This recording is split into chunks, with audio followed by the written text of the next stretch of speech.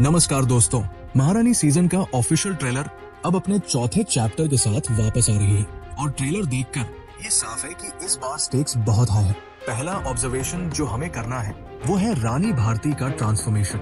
एक समय जो महिला लिटरली अपने पति के कहने पर बिहार की मुख्यमंत्री बनी थी, आज वो दिल्ली की पावर कॉरिडोर्स में अपनी प्रेजेंस दर्ज करा रही है। ट्रेलर हमें दिखाता है कि रानी भारती अब सिर्फ बिहार की राजनीति तक कन्फाइंड नहीं है, उनका एम्बिशन अब प्रधानमंत्री की कुर्सी पर है। ये शिफ्ट उनके कैरेक्टर आर्क को एक होल न्यू लेवल पर ले जाता है। रानी भारती का डायलॉग, अगर आप मेरे दुश्मनों से हाथ मिलाकर मेरे खिलाफ कंस्पायर करेंगे तो मैं आपकी कुर्सी छीन लूंगी।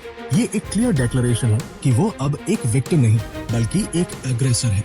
उनका पॉलिटिकल एक्यूमेन अब शार्प हो चुका है। वो अब कंबारिन या हत्यारिन जैसे लेबल्स को अपनी स्ट्रेंथ बना रही है। ट्रेलर का एक सेंट्रल पॉइंट माहेश्वरी कमीशन की रिपोर्ट है।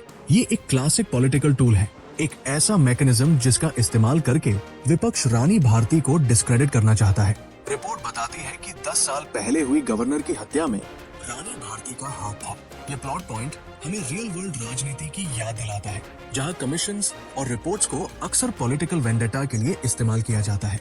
अमित सियाल का किरदार जो रानी को रोकने के लिए माहेश्वरी कमीशन को पिंजरा बताता है, ये दर्शाता है कि पावर गेम्स में ट्रूथ से ज्यादा नैरेटिव इम्पोर्टेंट होता है। सवाल ये है, क्या रानी भारती इस ट्रैप से निकल पाएंगी और क्या ये एलिगेशन उनकी नेशनल एम्बिशन को खत्म कर देगा? इस कॉन्फ्लिक्ट की इंटेंसिटी बहुत हाई है। सीजन 4 की सबसे क्रूशियल बात यह है कि लड़ाई अब स्टेट लेवल से उठकर नेशनल हो गई है।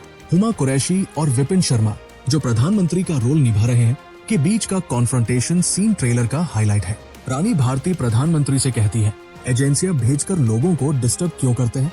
और प्रधानमंत्री का काउंटर है, अगर मैं तुम्हें डिस्टर्ब नहीं करता तो क्या तुम मुझसे मिलने आती?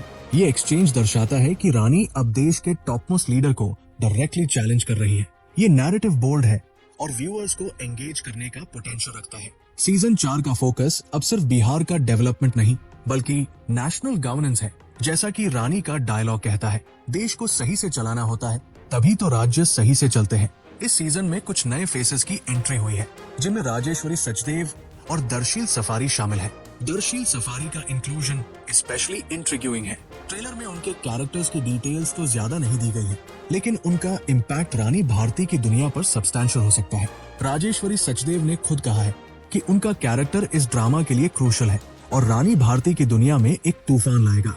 किसी भी पॉलिटिकल ड्रामा में नए प्लेयर्स का आना अनसर्टेनिटी और इंट्रीग को बढ़ाता है। ये नए कैरेक्टर्स या तो रानी भारती के एलाइज होंगे या फिर उनके आर्च राइवल्स। ट्रेलर से ये साफ है कि उनकी प्रेजेंस से प्लॉट और भी कॉम्प्लेक्स होने वाला है। टेक्निकल एस्पेक्ट की बात करें तो महारानी 4 की सिनेमेटोग्राफी और प्रोडक्शन क्वालिटी पिछले सीजन की तरह ही सॉलिड नजर आ रही है। डार्क टोन्स और टेंस बैकग्राउंड स्कोर एक इंटेंस पॉलिटिकल एटमॉस्फेयर बनाते हैं। पुनीत प्रकाश का डायरेक्शन क्रिस्प लग रहा है, जो इस तरह के ड्रामा के लिए एसेंशियल है। कास्टिंग हमेशा की तरह स्पॉट ऑन है, जिसमें हुमा कुरैशी, अमित सियाल, श्वेता बसु प्रसाद और विपिन शर्मा जैसे टैलेंटेड एक्टर्स हैं। ओवरऑल वाइब ये है कि सीरीज ने अपनी कोर आइडेंटिटी को बरकरार रखा है, बिहार की रॉ पॉलिटिक्स को नेशनल स्टेज पर लाना। महारानी सीजन 4 का ट्रेलर एक प्रॉमिसिंग पैकेज है। ये क्लियर है कि रानी भारती अब एक पावर प्लेयर के रूप में उभरी है, जो किसी से नहीं डरती।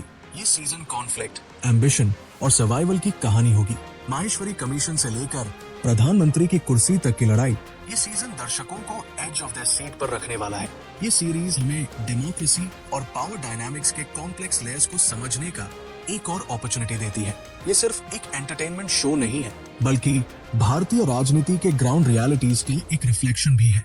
एक्सपेक्टेशन ये है कि ये सीजन पास्ट रिकॉर्ड्स को तोड़ेगा और हमें एक मास्टर क्लास पॉलिटिकल थ्रिलर देखने को मिलेगा। 7 नवंबर को सोनी लिव पर इसकी स्ट्रीमिंग शुरू होगी। मेरे हिसाब से ये एक मस्ट वॉच है। आप इस ट्रेलर के बारे में क्या सोचते हैं? मुझे कमेंट्स में बताएं।